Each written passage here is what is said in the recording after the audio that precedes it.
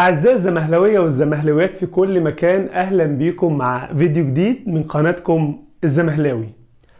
النهاردة موضوعاتنا كتيرة، بس قبل ما نتكلم عايزين نصلي على النبي عليه الصلاة والسلام ونضغط لايك للفيديو ونعمل سبسكرايب في القناة ونفعل زر الجرس. النهاردة هنتكلم عن محمد شريف. محمد شريف طبعا عايز يروح الخليج السعودي، فإدارة النادي الأهلي قعدت معاه النهاردة وكلمته: تعالى يا عم شريف، أنت عاوز إيه؟ قال لهم انا ما بلعبش بصفه اساسيه، حتى كهربا اللي هو الجناح خلتوه يلعب مهاجم مكاني. طبعا هو بيتكلم صح، كهربا فعلا مكانه الاساسي جناح، كان في الزمالك جناح وفي منتخب مصر جناح، فهو بيلعب على شريف المهاجم، يعني كهربا الجناح بيلعب مهاجم على المهاجم. فطبعا الموضوع ده مزعل شريف. كمان لما يجي مهاجم اجنبي، اذا كان كهربا الجناح بيلعب مهاجم مكاني، امال لما اللعيب الاجنبي او المهاجم الاجنبي اللي هو سوزا يجي، انا هيبقى وضعي ايه؟ اكيد مش هلعب. هو طبعا شريف ملوش حق قوي، لان الاهلي داخل كل البطولات، فيعني مش معقول كل البطولات دي هتبقى مثلا قاصره على كهربا وعلى سوزا بس اذا جه. فالاهلي اكيد هيحتاج في يوم من الايام او في ماتش من الماتشات محمد شريف، لكن محمد شريف مش عاجبه كده. فالاداره قعدت مع شريف وطلبت منه: عاوز تروح الخليج السعودي؟ مفيش مشكله، اهلا وسهلا، بس بشروط. ايه هي شروط؟ شريف فاضل له سنه في عقده، يخلص في صيف 24. الاداره قالت له هتجدد سنتين، تجدد سنتين، يعني يبقى عقدك في 3 سنين ونطلعك اعاره، اهلا وسهلا، مفيش مشكله. طبعا اداره الاهلي محترفه، بتحافظ على اللعيب بتاعها، بتمسكه وتضمنه في ايديها. فايه رايك يا شريف؟ هو ده الوضع اللي عندنا، ده كلام اللي عندنا، ده الكلام بتاعنا، فكر ورد علينا. طبعا شريف طبعا عشان يجدد سنتين شكله كده كان عايز يملص ويطلع من الاهلي، لكن على مين؟ اداره واعيه واداره بتفكر. فده موضوع شريف، يعني يا تجدد سنتين واطلع الاعاره تحت امرك، مش هتجدد انت معانا. طبعا هيبقى الموضوع صعب شويه. ندخل على القندوسي. القندوسي بالنسبه له النادي الاهلي بوابته المنتخب بلاده، فطبعا عشان اخرج من النادي الاهلي واروح النادي سيراميكا، على مع احترامنا النادي سيراميكا او سموحه او اي نادي هيروح له، لانه كان هيروح سموحه او سيراميكا، علشان يروح سيراميكا مش هتبقى بوابه حلوه قوي للمنتخب زي الاهلي. الاهلي هتلعب في بطوله افريقيا، هتلعب في الدوري المصري في الاهلي، مش زي ما تلعب في اي فريق تاني. مش هنقول سيراميكا، سيراميكا طبعا نادي بطل، واخد النخبه، واخد كاس النخبه، او واخد كاس الاتحاد او كاس الرابطه.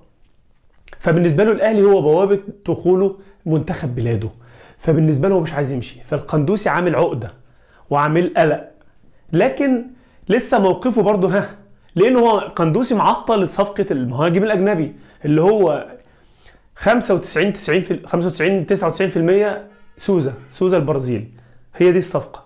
وسوزا في السكه فعلا، وبدا شكله بدأ يعمل الاختبارات الطبية. ده سوزا الاختبارات الطبية. فالمشكلة ان القندوسي معطل الدنيا، يعني القندوسي عامل قلق في الاهلي دلوقتي. يا ابني امشي بقى عشان نعرف نجيب الراجل الاجنبي ونعرف نعلن الصفقة ونعرف نعمل الكشوفات الطبية ونعرف نخلص الموضوع. لكن القندوسي عامل مشكلة. الحاجة التانية، الاهلي بيفكر يرجع احمد ياسر ريان، وانا وجهة نظري الشخصية اقسم بالله احمد ياسر ريان ده حاجة جامدة، يعني حاجة سوبر السوبر. انا مش فاهم يعني نظرة المدربين بتختلف ليه. احمد ياسر ريان مهاجم سوبر السوبر، زي ناصر منسي كده في الزمالك، المدرب مش مقتنع بيه، وانا مقتنع ان ناصر منسي مهاجم حلو، مش سوبر السوبر بس مهاجم يعني 9/10. فنفس الكلام احمد ياسر ريان الاهلي سايبه ازاي؟ انا مش عارف. فده بالنسبة لاحمد ياسر ريان والقندوسي ومحمد شريف. سوزا زي ما قلنا، سوزا في الطريق بيخلص، لكن المشكله في القندوسي. لكن مجرد ما القندوسي يمشي هتلاقي سوزا خلاص الصفقه تم الاعلان عنها، وهتلاقي سوزا بيعمل اختبارات الطبيه وخلاص. خبر التاني معانا نادي الزمالك، الوزير بيضمن الزمالك في قرض 200 مليون جنيه تقريبا من بنك مصر. الوزير بيضمن الزمالك في قرض 200 مليون جنيه. هتقول لي اشمعنى الزمالك؟ هقول لك ما هو ضمن الاهلي السنه اللي فاتت واخد قرض، والوزير اعلن عن الكلام ده في التلفزيون. الاهلي خد قرض 300 مليون جنيه السنه اللي فاتت، فالزمالك قرض ب 200 مليون جنيه. تمام، يسد ديونه بقى، يظبط عليه مديونات اتحاد الكوره، عليه مديونات لاتحاد اليد. الزمالك عليه مديونات كتير، لعيبه، الدنيا مش متظبطه، يعني الزمالك عايز شويه تظبيط. الحاجه اللي معانا من نادي الزمالك تاني، مرتضى منصور خد امبارح براءه في القضيه اللي كان رافعها عليه هاني شكري. هاني شكري، مرتضى منصور يعني بجد يعني اكتر واحد اترفع عليه قضيه في التاريخ، عليه قضايا بعدد شعر راسه.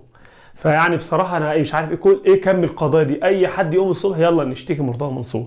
فخد براءه امبارح في القضيه اللي كان رافعها عليه هاني شكري.